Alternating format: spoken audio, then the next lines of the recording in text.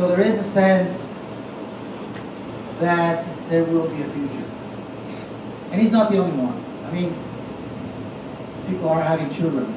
People do, go to school. There is in parts of Palestine this realization that there is going to be a future.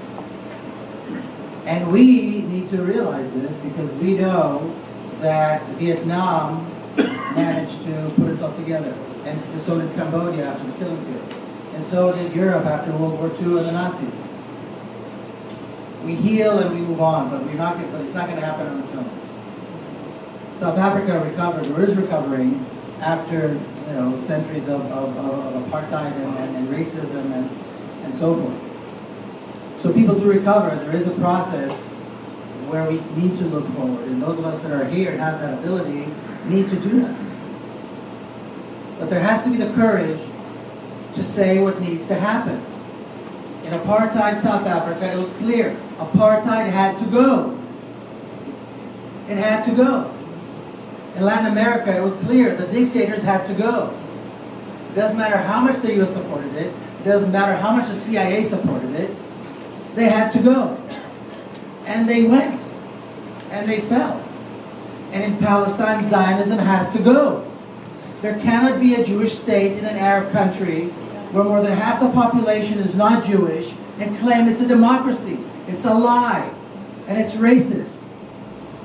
And it's not possible.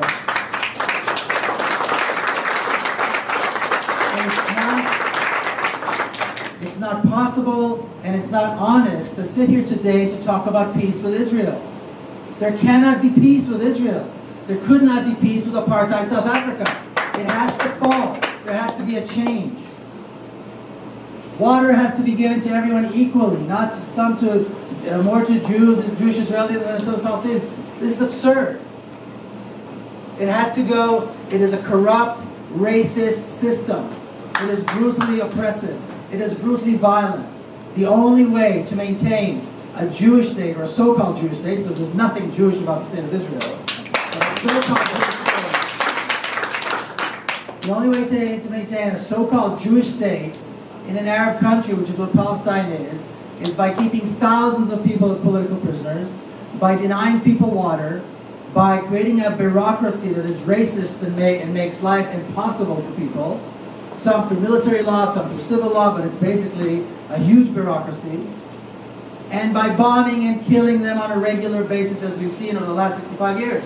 That's the only way to maintain a so-called Jewish state in Palestine.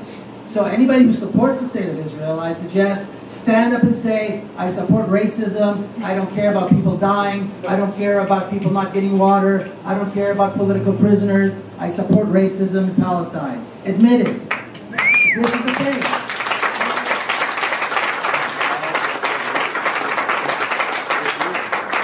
And there were people who thought that apartheid was right in South Africa. And there were people who thought that legalized racism in America was good.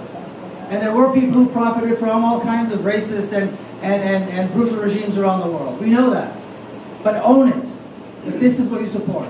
Otherwise, you join the struggle. The struggle means BDS. The struggle means that Israeli diplomats have to answer over and over again for the crimes of the state that they represent. And it means a struggle to end the Zionist regime in Palestine and create a democracy with equal rights. And I'll tell you this, regardless of the moral issue, regardless of how unjust this is not sustainable. And that is, in a way, like I said, it's not going to help the 2,000-3,000 people who have died and the countless who have been injured. But there is no way that this racist regime can sustain itself. It is unsustainable. Besides being morally repugnant, it is unsustainable. There's already a Palestinian majority in Palestine.